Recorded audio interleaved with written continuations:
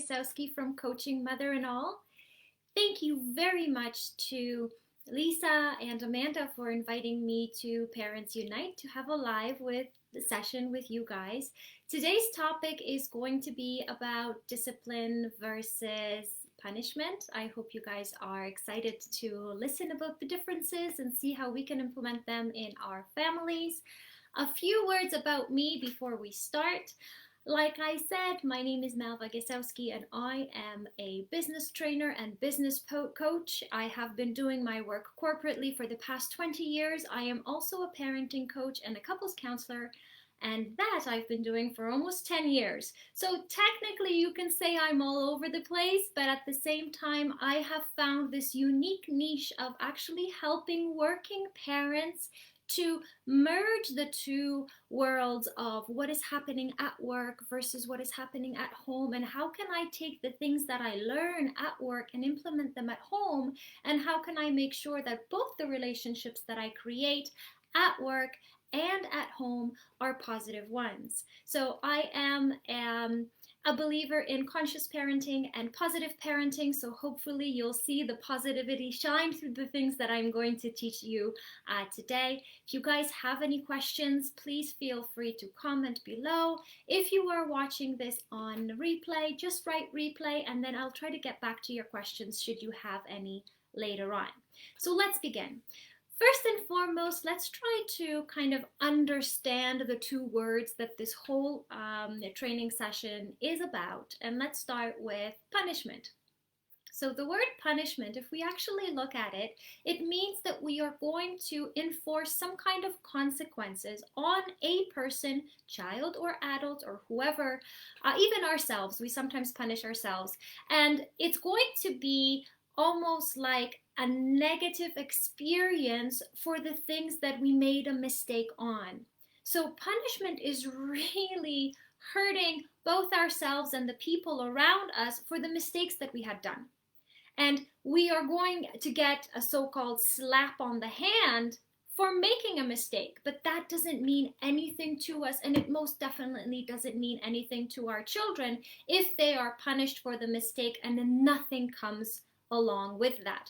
So if anything, I would say eliminate the word punishment from your vocabulary and from your household and try to find alternative ways of actually showing your kids what is good and what is not.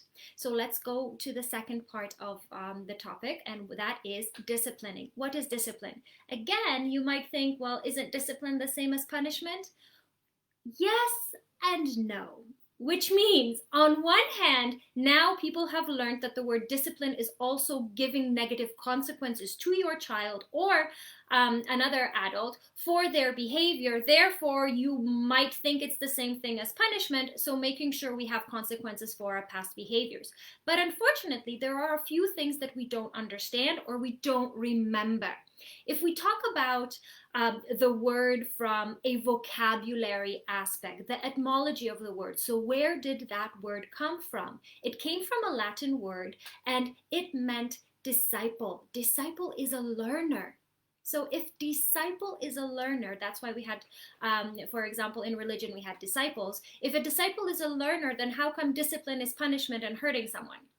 It's not. So discipline means we're actually in the process of teaching our children what they ought to know, what they ought to learn, how they should behave in a social aspect or in a group environment. So again, why is there a difference when I said punishment versus discipline?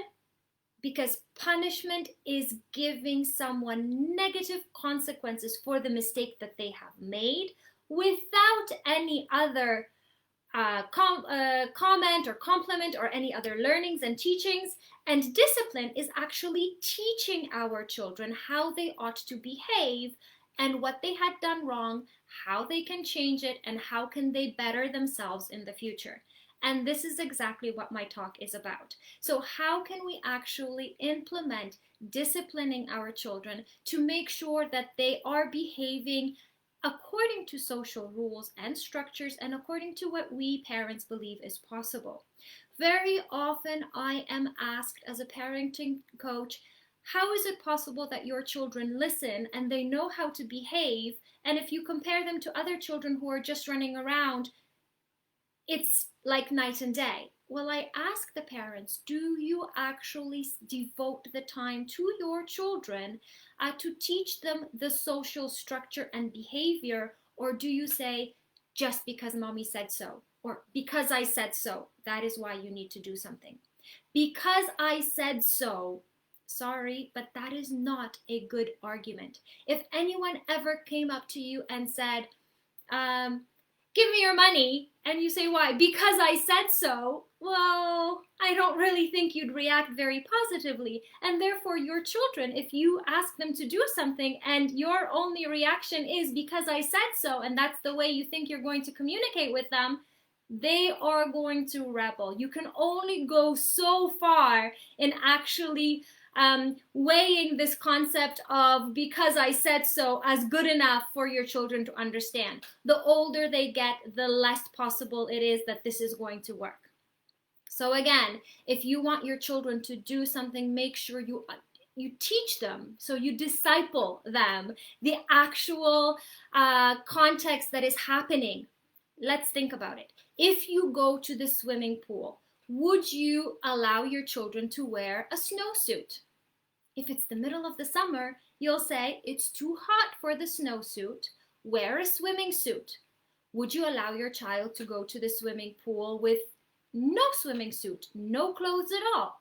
No, you would say, put on your swimming suit because we need to protect our bodies going to a swimming pool. So that is the same kind of aspect I want you to keep in mind when you are trying to teach your children different social contexts. Make sure that you give them the context. Why is it so? And number two, why they ought to behave in such a way or else. Okay, so give them the alternative situation as well. For example, if you wear a snowsuit to a swimming pool, number one, you won't be able to go swimming because no snowsuits in the pool. Number two, you'll be too hot. And number three, why would you wear a winter gear outfit when it's the middle of the summer? So show your children what are the negative consequences of their behavior. And the second thing is, if they are in the phase of actually taking off their clothes and running around naked, because that's what children like to do when they're 2 years old, you'll just ask them to put on a swimming suit. And the same situation here. You will tell them, if you don't have a swimming suit, you're not allowed to go into the swimming pool. You have to have a swimming suit to protect your body. It is a layer that protects you. And number three, if you don't wear a swimming suit, we have to leave this area. So remove your children from the situation when they are not behaving according to the rules. And that is exactly the same rules of communication I would like you as parents to use when you're explaining different things for your children at home. For example, your children are, let's say, throwing toys.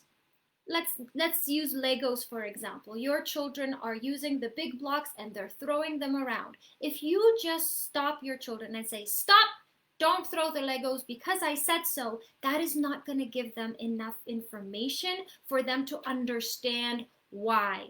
Because if I said so means as soon as mommy or daddy leaves, then the I said so went as well. They don't understand the concept. So again, if they are throwing Lego blocks, just tell them, if you throw blocks, you can hurt other people that are in the room. If that child is alone, say you can damage the blocks and then you won't have any. Number three, you can break, I don't know, the wall or the TV, or if you continue throwing blocks, mommy's going to take them away, because if you want to throw something, let's go outside and throw a ball. So again, show your children, number one, the situation, what they're doing. Number two, what the consequences are. And number three, give them an alternative of, if you still choose to throw something, don't throw blocks, I'll give you a ball. Okay, so give your children what they need, and if you give them what they need in the frame of positive parenting and in the frame of your rules,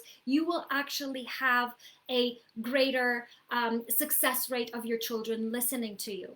Okay, so again, disciplining your children means you are actually teaching your children the social construct, what the rules are of behavior, what the consequences are, and you're giving them the option to choose. I believe that if the people who are watching me, if you have a 2-year-old in your house, you have heard the word no a million times. The word no or mm-mm in younger children is the first power struggle that we have with children as parents. And this just continues, and technically it never ends because children, just like any other human being, would like to have the right and the possibility to say no, to have their own opinion heard. And therefore, that is exactly why your children need to understand, so you don't go into this power struggle with them, but give them a little bit of that power in choosing what they want to do. So going back to that Lego example, you, sweetheart, can choose. You can play with Lego blocks without throwing. And if throwing is what you want, let's go outside and throw a ball. Do you see what I'm trying to say? Your children need to have the possibility to make a decision as to what is important for them. Is it the playing with the Lego or is it the throwing? Because both of these things cannot align. We don't throw Lego blocks. But if you want to throw, let's throw a ball. If you want to build, let's build together, or you build by yourself while mommy has to do something or daddy has to do something. So you have the possibility to give your child a choice. When they're able to control it, they're able to say, okay, I made a decision, so I don't need to rebel against it. This is exactly where discipline comes into play. Why would you rebel something that you made a decision to do? It's pointless.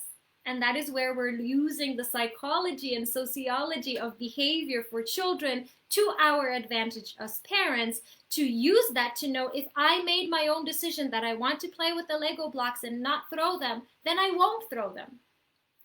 But, here's another but. Children have a tendency to test the rules, and that is completely normal. They're not doing it to spite you. They're not doing it because they want to hurt you. They're not doing it because they're trying to test you and test your patience. No, they're just trying to see if it still works. Children are experimenters. They like to research. They like to check out and test out their theories. That is why, for example, children, small children, take things and put them in their mouth. They try to test out the textures. That's why small children like to mimic what mommy and daddy are doing, to test it out to see if it works for them as well. If there are rules, children will test them to see if the rules still apply, because every day is another testing day. So yes, you have to remind your children. Why is that? Now, imagine a little baby being born. That baby grows and changes, okay? Then all of a sudden you tell that child he doesn't need diapers anymore. So you try to teach them something else. You take off that diaper. That rule of you have to have a diaper on is no more, it doesn't apply anymore, because your child is now being potty trained. And then from being potty trained, then it's toilet trained. And then from toilet trained, you know, they no longer have to have pull-ups anymore. So they see that life around them is changing, and they are going to test it out because they have the will to learn and be very strong-willed to achieve what they want. If you ever look at a child at around the age of 12 months old when he or she is learning to walk, I wish I were this strong as that child, because sometimes when I fall and make mistakes, I'm like, okay, maybe I'm just not good enough. But that child just tries and tries and tries and tries, and it's a millionth fall on the bum. Thank goodness it's a diaper bum, because it goes flat and it doesn't hurt them that much. But that child gets up, brushes off his knees, maybe cries a little bit, gets a cuddle and a kiss from mama or daddy, and then they continue trying to walk until they master the walking and running. So see what happened? They're trying to break the rule of not being able to walk. They're trying to break the rule of only being able to walk and not run. They're trying to break the rule of how fast can I run? So this is exactly the same drive that these children have inside them to test out your rules.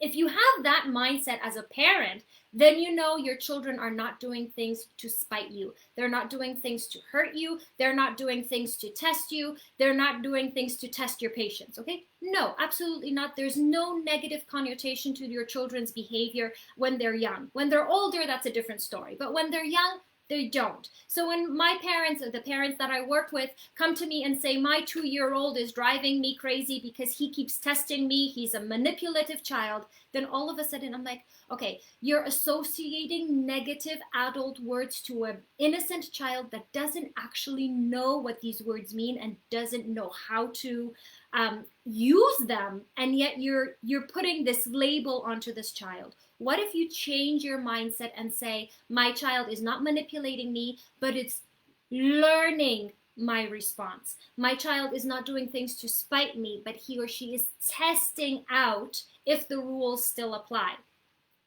How do we do that? How do we make sure that we inform our child through discipline, so teaching, that our children remember the rules? Number one, if you, mom and dad, are implementing some rules, make sure that they apply. If you can't stick to the rules and the discipline that you set, your child can't either. Okay? So if parents don't stick to the rules and they're like a flag, depending on how the wind blows, the flag flies, then the children will not stick to these rules either. If you say, well, we had a rule, 1 candy a day, and then fine, you can have 3, then what is your child going to do next time? Test you. Maybe today is the fine, you'll have 3 day. If you as a parent don't stick to the rules and, for example, you're eating chocolate in the morning without eating breakfast and your child calls you on it and you say, well, mommy and daddy can do it, but then a few minutes earlier you told them they're not allowed the candy before breakfast, then again, you're not sticking to the rules, so they're going to try to test you to see when is it that I too don't have to follow the rules. So first and foremost, mom, dad, if you are ever going to implement any rules, make sure that you stick to them and you follow them as well. That's number one. Number two, if you do want to implement some rules, make sure that they are adequate to the social context. So for example, one of the rules that we have in our family, and I would like you maybe to promote with you guys as well, is that when we are in a restaurant, we don't take off our shoes. Children coming home very often here, take off your shoes and wash your hands. So how come when you're going into a restaurant, which is also a building, almost like a home, we don't have to take off our shoes? It's almost not according to the savoir-vivre to actually take off our shoes in a restaurant. You must have shoes on. So, you know, showing your child the context of in a restaurant, although it's a home, you don't have to take off your shoes, then is a different story. So again, in a restaurant, you keep your shoes on. In a restaurant, you have to sit down and wait patiently for your food. Mom and dad, it's your job to actually entertain your kids during that time. In a restaurant, we don't run around. In a restaurant, we don't yell. And in a restaurant, please remember to mind your manners and use your utensils. So let's say these are the 5 rules. So before entering a restaurant, mom, dad, why don't you remind your children? Why don't you ask them to recall from their own memory what the rules are in this specific social construct? So say, sweeties, we are going into a restaurant. Can you remind me what are the rules of behavior in a restaurant? And if you had said these rules to your children on a number of occasions, they for sure will remember. You keep your shoes on, you wash your hands when you come in, you make sure that you don't run around, you sit down and wait for your food patiently, there's no screaming in a restaurant, and there is, I don't remember what was the 5th one that I said for you, but let's say there is no running around in a restaurant. So let's say you have these 5 rules, and then your children call out those rules to you. Then you say, bravo, thank you very much for reminding me. This is exactly how I want you to behave.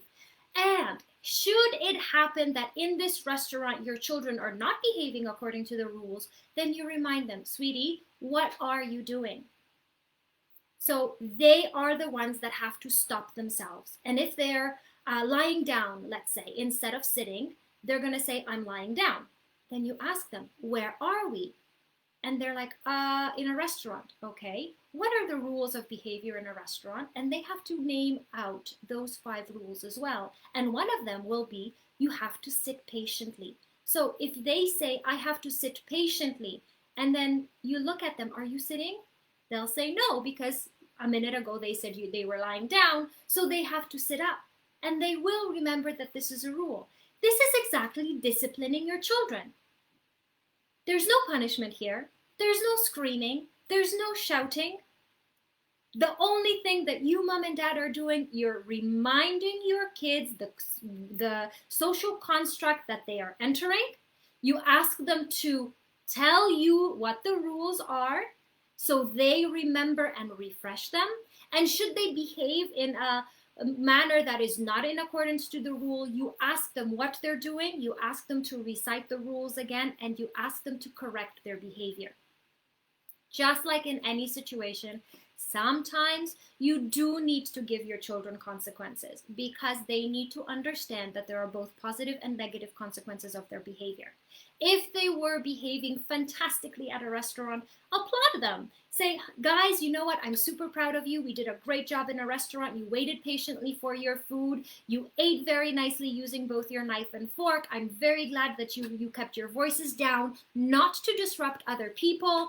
How about we read a special book today, an extra book for nighty-night time? Or how about we go jogging today, or we go to the park? You give them something extra just because they were amazing. And by extra, I don't mean extra dessert. By extra, I don't mean go buy them a toy. Absolutely not. By extra, I mean give them bonding time with mom and dad, which is the best present ever for your child, because that's what your child will remember most. Unfortunately, with behavior and consequences, there are also negative consequences. So should you ever want to give your child negative consequences for your behavior, mom and dad, you got to prepare for them as well. Okay? You can't punish a child, so give them negative consequences if it's a surprise. Okay? You can't say, because you did something, this is your consequence, and your child was not aware of it. Just like you, mom and dad, when you're driving a car, first, you had to learn the rules of the road. Then you had to take driving lessons with the driving instructor who made sure you followed the rules. Then you had to pass the test to make sure you understand and you follow the rules.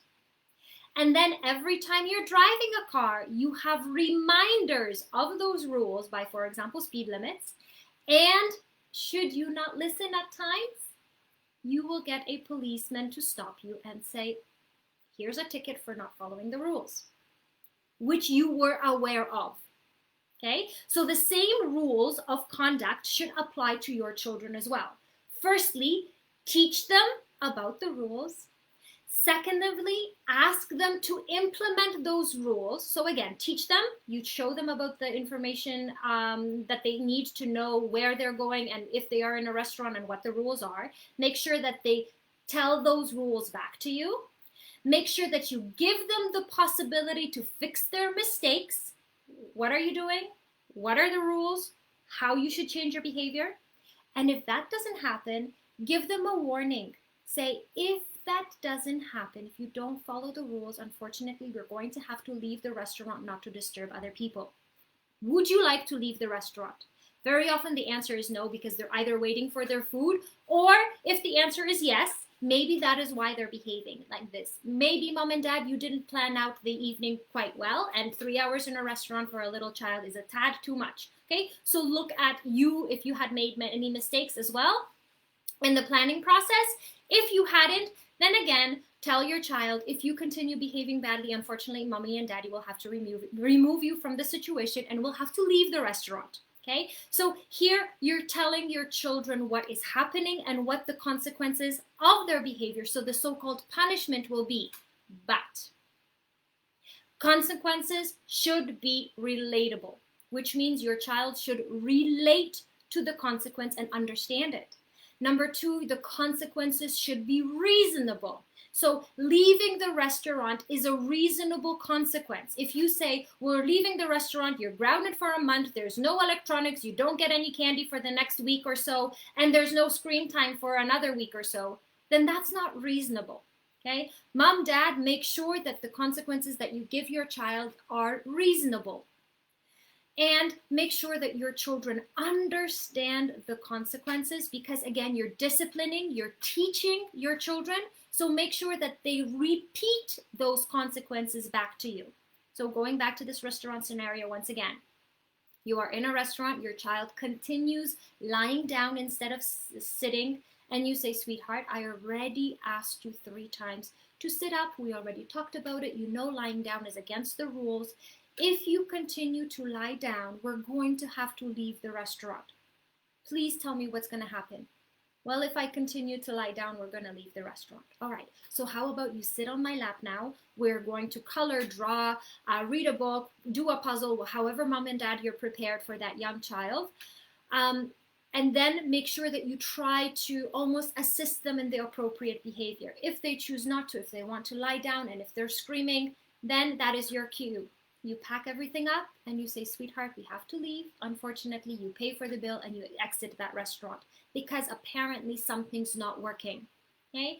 Something is not working, and instead of being in that stressful situation for both you and your child, you're going to remove both of you from that stressful situation and work on the bonding and the relationship and see what went wrong that you guys can fix later, and tell your child that the consequences for that behavior were they were not able to finish their meal in a restaurant, they're going to have to finish their meal at home, or mom and dad are not going to be able to go to the park with you, like we mentioned, because of your bad behavior. Therefore, we're going home. You're not having that extra attraction. So again, mom and dad, you need to make sure that there's a big difference between punishment and discipline. Punishment is hurting someone for their past mistakes, sometimes even without them knowing where did that bomb come from.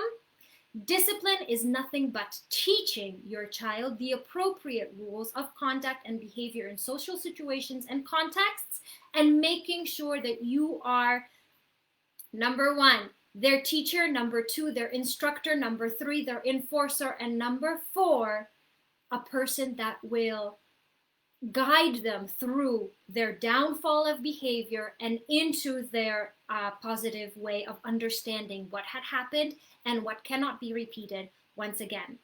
I do hope this session was of value for you. I hope you understood my idea of what is the difference between punishment and disciplining, and how can we implement discipline and consequences in our child's life and behavior, and making sure that it is a positive relation for the two of you, both mom, dad, so parents and child.